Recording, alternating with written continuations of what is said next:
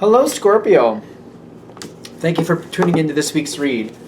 For the main part of the read, I'm using the Gilded Tarot by Ciro Marchetti.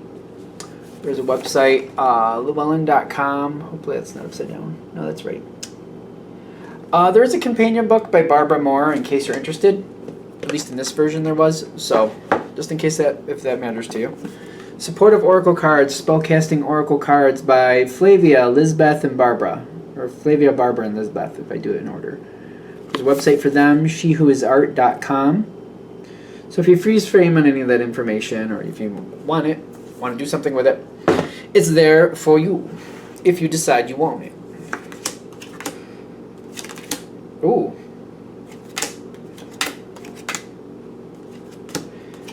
Okay, let me get these out. There's a lot. It feels like most of it's compatible to you.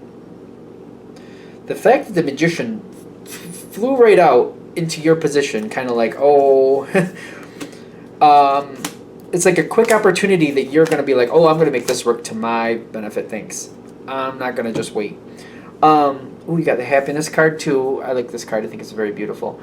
The Magician going to your favor. It's the Eight of Wands. This card like flew out of the deck, went right onto it, which makes me feel like you want it going fast.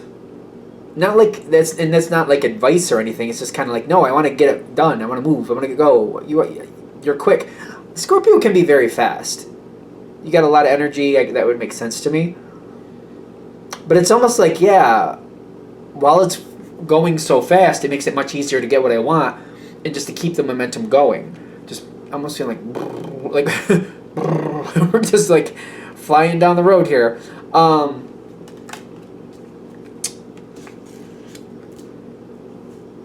We want to keep it at this fast pace. Whoever you're dealing with, you can't let them slow down.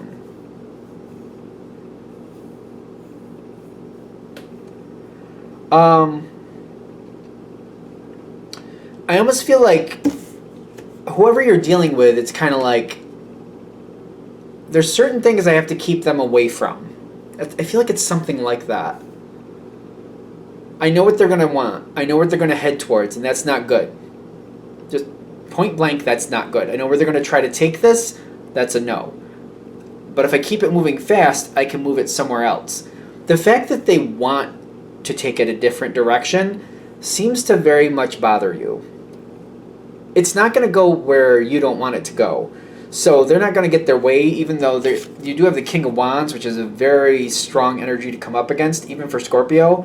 It's a match. I wouldn't say it was stronger, but I would say it was a match. So it's a lot.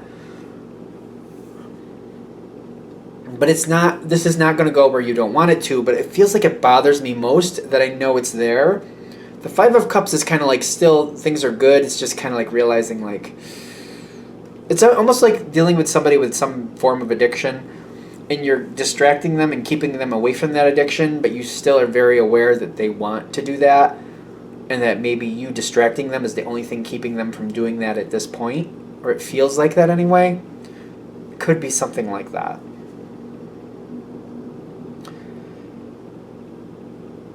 This person, I feel like whatever it is they're trying to go towards, they seem to know they should not be. But they keep kind of veering off this one way where they shouldn't be. They're kind of veering. They shouldn't be. They know they shouldn't be. They know they shouldn't be. But they want to. And you know they want to. But I feel like you're just keeping them away from it. And I feel like it bothers them that they want to and they keep finding the need to, but I feel like they just keep going your direction because it's better. If they don't overthink it, it's easier for them to stay away from it. If they don't overthink it, they just keep going. And I feel like you're very good at like, nope, gotta go this way. Nope, over this way. Nope, over this way. And they keep trying to veer. And you're like, nope, this way, this way, this way. Just realized where I was going. Nope, this way, this way, this way. So you get them away from there. Because I feel like at first that's what happens. You're kind of veering. Then you realize, oh, wait, no, that's going somewhere bad. Nope, veer this way, veer this way, veer this way. And they don't overthink it. They're just like, oh, okay, okay. They just kind of go with it. They could give you a hard time. I just don't feel like they're gonna.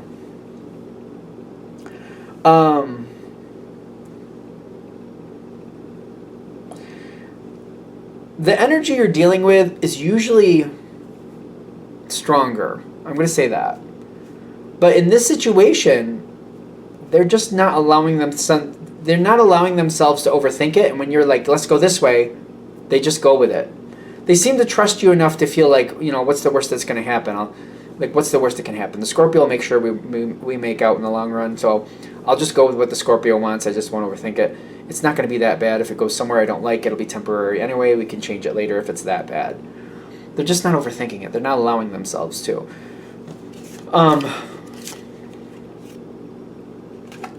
They need more time away from whatever this problem is. When I'm getting the Knight of Pentacles with the talent, talent is talent, yeah, I know, but talent makes me feel like they need to distract themselves with something else. They need more time away from whatever the problem is. That's a weird way to read that talent card. But I feel like whatever the problem is, they can stay away from it. They need more time, though, and I feel like you're affording them that more time. They need more distance between them and whatever the problem is. That talent card, it's not exactly how I would normally think that talent card would come in, but that's how it's coming in. Kind of like they might be able to distract themselves with their talents.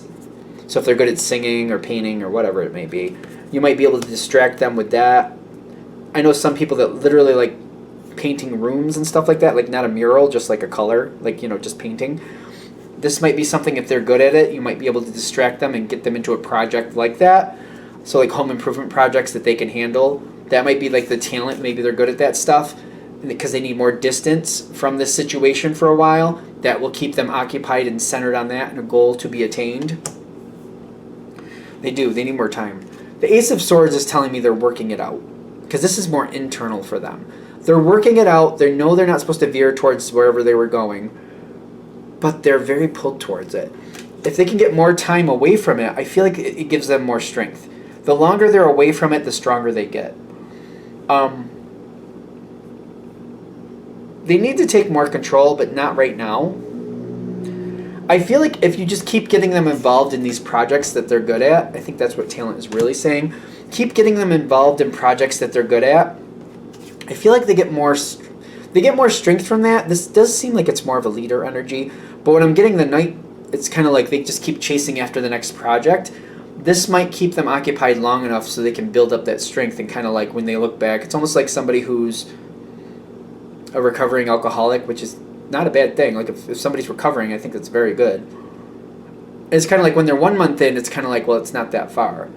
But once they're 4 months in, 10 months in, a year and a half in, the farther they go, the more they're like, well, I've held on to it this long, I don't want to screw it up now. They just have that much more strength behind it. I feel like it's something similar to that. It's a general read. Take it with a grain of salt, of course. Because I feel like this is what works best. You get to keep an eye on it. You just keep the momentum going. You keep them involved in their talents. There's only so much you can do. The advice here is to lighten your load and to realize that you can't make every decision for this person. Not that you want to, but it's kind of like if you're kind of looking at the situation trying to look for every possible pitfall and trying to baby-proof every piece of furniture and doorway and cabinet and whatever you got going on. Like if you try to baby-proof somebody's life from them, it's going to be exhausting, and it's ultimately not going to work. If they're really going to do something, they're going to do something. You're not going to be able to stop them. So what they're saying is like, don't try to baby-proof somebody's life, if that makes sense. I hope that's making sense. Like don't try to protect this person so much that you're like micromanaging their life, because you're going to exhaust yourself and neither of you are going to be happy. Get them involved in their projects, step back, and just every now and then if you just want to spot check, I don't think that's bad. Like you get them involved in painting a room or doing this project, you go do what you need to do, and just every now and then you're just like, oh, here, I thought I brought you a coffee. I knew you were doing this, so I brought you a coffee, which is nice for them. They like the coffee, but also you get to spot check, okay, I see where they did that well and that well, so they've been doing it, so they've been here doing it, so that's good. And that looks like that got done, so they've been pretty busy, so I know they've been doing this is good. And like every now and then, like, oh yeah, I had some extra donuts, I thought I'd bring you a donut, I know you like them. And you're giving them the donut, meanwhile you're like, oh yeah, that got done too, oh, they're going good, oh yeah, and I wonder if they got anything else. Oh, did so-and-so called you? call you? I told them you were interested in this and that. Oh, they did. Good. Like, every now and then you just conveniently spot check. I think that'll work better. Don't get over, don't try to get too over involved. If there's a problem, you have to do what you have to do. But like, step back and just spot check until you actually see an actual problem. For example, if you show up and you're like, oh, I brought you a coffee, and they've been there all day, and you're like, they've got one wall done, and it doesn't look like they've really cleaned up the rest of this room. They haven't prepared the rest of the room for it to be painted. So it's kind of like, wait a minute, they've been here all day. They've just done this one wall, this one short wall, and the rest of the room is not taken care of like it normally would be. Like, then it'd be like, okay, wait a minute, something's a little off here. Then you got to do what you have to do to find out the truth. For the majority of you, though, I don't think that's going to be the problem. But, take it with a grain of salt. Roll with it however you need to. Because I feel like you're very helpful. This is going much better. I feel this person getting stronger. They've got the Nine of Pentacles, the Chariot, and fertility. All of this marries in together very well. You got Earth and Water. Chariot sometimes talks about Cancer energy, which this is not Cancer. But it's just saying all this comes together very well. This is like somebody's going to be very happy that they're doing something with their talents. They're staying away from things they shouldn't be around. They're going to gain more momentum. They're going to keep doing that. They're going to have more ideas coming forward. They're going to want more to come of that. So you're having a very good influence, but we want to be careful not to micromanage.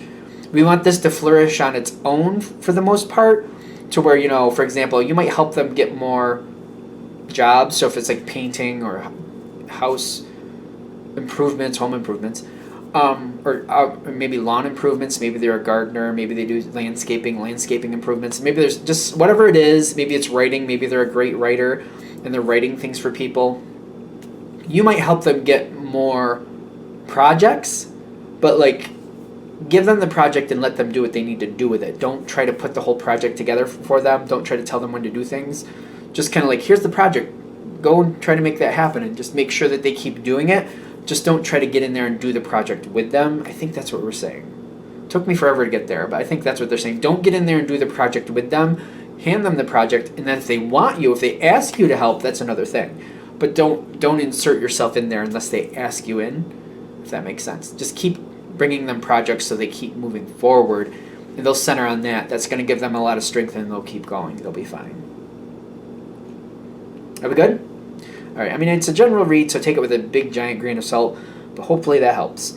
All right, I'm going to shut this down here. Thank you for watching. If you'd like a direct reading from me, shoot me an email, jamesforastral@gmail.com. That's James, the number 4, astral@gmail.com. If you're interested in the donation information, that's below, same email. Thank you for watching, and have a great day.